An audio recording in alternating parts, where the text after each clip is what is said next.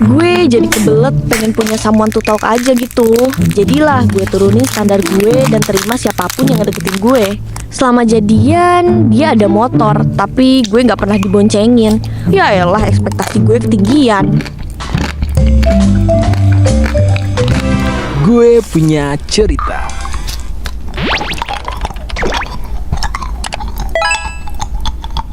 Peringatan, animasi ini dibuat dengan tujuan sharing pengalaman pribadi sang pengirim cerita. Dimohon untuk menghargai cerita tanpa menyudutkan beberapa pihak. Selamat menonton.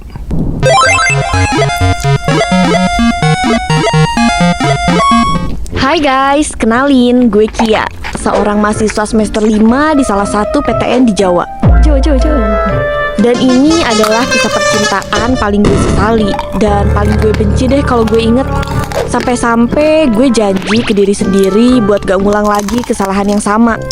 Cerita ini waktu gue masuk semester 3, yang saat itu fase hidup yang chaos parah. Gimana enggak ya, tugas numpuk, organisasi bikin capek mental, belajar jadi keteteran, dan tiap pulang ke kos cuman bisa bengong aja kayak ayam sayur. Lagi asik bengong liatin jemuran di luar kos, tiba-tiba terlintas di pikiran gue. Gue jadi kebelet pengen punya someone to talk aja gitu. Ya pengen punya ayang embeb lah ya. Tapi masalahnya nih, kalau gue pengen punya pacar, standar gue tuh tinggi. Tapi berhubung gue ngerasa kesepian banget dan keseringan bengong ngeri kerasukan, jadilah gue turunin standar gue dan terima siapapun yang ngedeketin gue. Waktu itu gue ada acara bukber sama circle gue yang isinya 6 orang, cewek semua. Nah, ada temen cewek gue yang rumahnya gak jauh dari kosan gue, namanya Tisa. Nah, si Tisa ini punya temen cowok 5 orang. Dan Tisa ajak temen cowoknya itu buka puasa bareng kita di rumahnya Tisa. Selama bukber berlangsung, abis makan kita main Uno, cerita-cerita dikit, dan emang gak ada niat comblang-comblangin. Pas udah kelar, kita mau foto-foto di luar rumah Tisa. Ada salah satu temen gue, si Ripka, difotoin sama temen cowoknya Tisa, si Doni. Katanya si Doni udah demen pada pandangan pertama sama si Ripka. Mereka kayak dicomblangin gitu deh. Nah, tiba giliran gue yang gantian dicomblangin sama satu cowok, namanya Putra. Ya udah tuh, kita berdua foto bareng. Abis foto-foto, kita semua pulang ke rumah masing-masing. Gue jadi sering dicengin, dicecein mulu. Jujur aja, gue bisa aja sih. Bahkan mikir, paling dia juga gak tertarik sama gue. Ya gimana enggak, dia aja gak minta nomor WA gue atau coba deketin gue. Jadi wajar dong gue mikir gitu dan gak tanggepin teman-teman yang ngecengin gue sama Putra. Usut punya usut, ternyata Ripka udah jalan sama Doni. Dengan gercepnya Doni nembak Ripka dong. Tapi sama Ripka ditolak karena bukan tipe dia katanya. 3 bulan kemudian nenek Tisa meninggal. Gue yang tinggalnya deket sama rumah Tisa pasti ngelayat lah ke rumahnya. Nah, circle gue yang cewek tuh beberapa ada yang gak bisa dateng. Pas udah sampai rumah Tisa, gue kaget ternyata circle cowok pas bubur kemarin pada dateng dong. Di sanalah kisah cinta gue bermula. Pas kita lagi nunggu di lapangan sebelahnya rumah Tisa, kan Tisanya masih di dalam rumahnya tuh. Si Putra nyamperin gue, dia minta username IG gue. Heboh dah tuh teman-teman kita. Gue sih malu ya sambil ketawa kecil gitu. Malah gentelan temen-temennya dia daripada dia. Tapi anehnya di situ gue gak ilfeel. Mungkin otak gue udah di-setel. Siapapun cowok yang deketin gue terima. Jadi gue maklumin dia dan tutup mata sama kekurangannya. Pas masih pada ngumpul di rumah Tisa itu, tiba-tiba si Putra PDKT-in gue dong. Dia ngegombalin gue depan anak-anak coba. Malu banget kan ya gue digituin depan orang. Singkat cerita, kita semua pulang. Nah, pas sampai di rumah, gue di-chat sama si Putra. Dia nanya, udah tidur apa belum? Terus lanjutlah kita tukar cerita. Next day gue ngampus pagi-pagi.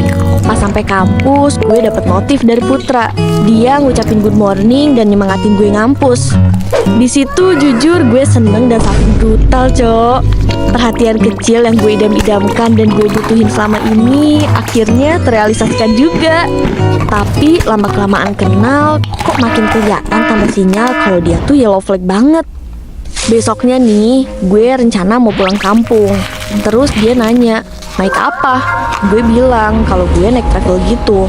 Di situ gue berharap banget dia nganterin gue ke tempat travel. Ternyata cuman ngomong hati-hati doang. Ya elah, ekspektasi gue ketinggian. Ternyata dia ini gak bisa bawa motor dong. Alemong, hari gini laki gak bisa bawa motor. Udah gitu dia sempet cerita dia nganggur. Saat itu gue semester 2 mau masuk ke semester 3, dia masih tetap nganggur, jir. Gue gak nanya ke dia sih usaha apa aja yang udah dilakuin buat cari kerja, karena ngeri kesinggung kan. Sampai-sampai dia dijulukin pengacara sama temen-temennya, alias pengangguran banyak acara. Udah gitu kerjaan dia makan, tidur, main, pulang malam. Dah gitu aja mulu tiap hari. Tapi anehnya dari dua kekurangan itu yang sebenarnya gak bisa ditoleransi, gue masih belum ilfeel. Karena masih ada spark dan buih-buih cinta kali ya. Real cinta itu buta coy. Dia juga pernah cerita kalau mama papanya kerja sampai malam dan dia punya adik yang masih SMA. Dan dari ceritanya sih dia bukan tergolong keluarga menengah ke bawah ya, bisa dibilang berkecukupan lah. Nah lanjut nih, gue udah sampai ke rumah di kampung. Chatan kita pun makin intens. Dia kepengen banget teleponan pas gue di sini, tapi gue nggak bisa. Soalnya bokap gue strict banget masalah pacaran dan emang gak dibolehin pacaran juga. Singkat cerita, gue balik lagi ke tanah perantauan karena libur kuliah udah mau habis kan. Nah waktu itu gue mau keluar tuh sorenya. Abisan gabut banget di kosan sendiri. Gue gak ngajak siapa-siapa. Tapi pas itu gue chatan sama Putra dan bilang mau keluar. Dia dengan inisiatifnya mau nemenin gue. Tapi dia gak jemput. Jadi ketemuan di salah satu tempat yang biasanya tempat orang jogging atau kulineran sih, kayak alun-alun gitu. Gue datang naik motor sendiri, sedangkan dia jalan kaki. Soalnya lokasinya gak jauh dari rumah, sekalian jogging katanya. Nah udah tuh kita pesen makanan, tapi dia bilang gak ada uang cash. Lah padahal kan bisa QRIS ya. Ya udah deh tuh gue beliin jus jeruk buat dia dan gue beli jajanan buat gue. Di sana kita cerita-cerita, abis itu pulang deh. Singkat cerita, udah kurang lebih 3 bulan kita PDKT. Pas tengah malam dia nembak gue. Kata-katanya kalau diinget-inget sekarang alay banget sumpah. Pada saat itu sih gue kesenangan ya. Udah tuh gue screenshot lah chatan gue sama Putra ke Tisa. Soalnya kan dia temennya ya. Ya Tisa ngucapin selamat ke gue, gak nyangka bisa secepat itu. Selama jadian dia ada motor, tapi gue gak pernah digoncengin. Boro-boro mau diajak keliling, bisa bawa aja udah syukur. Masa iya gue digendong kemana-mana. Maksud gue kan, kita udah kenal berbulan-bulan. Masa sih gak ada rasa pengen bisa bawa motor? Ya sebagai pacaran baik, gue maklumin tuh. Kita selalu ketemuan di tempat yang sama. Alun-alun kemarin tempat kita ketemu, dan ketemu tiap seminggu sekali. Dan itu tiap weekend. Tiap kita ketemuan tuh selalu habis asar sampai menjelang maghrib. Kayak cuma 2 jam cuy. Gue yang anaknya kangenan dan pengen quality time ini berkelahi dengan waktu pacaran sesingkat ini. Gue sih gak nanya kenapanya, tapi gue maklumin. Terus nih selama pacaran, masa iya gue cuma dijajanin sekali? Itu pun cuma es jeruk sama jasuke. Kalau diperhatiin nih, lebih sering gue yang keluar duit ketimbang nih laki. Udah gitu gue gak pernah diajak ke tempat lain. Pernah nih sekalinya gue diajak main ke rumahnya. Ternyata dia masih ngontrak. That's fine. Tapi dugaan gue kemarin kalau dia orang berada salah ternyata. Nah gue kan ke rumahnya, gak mungkin dong pakai tangan kosong.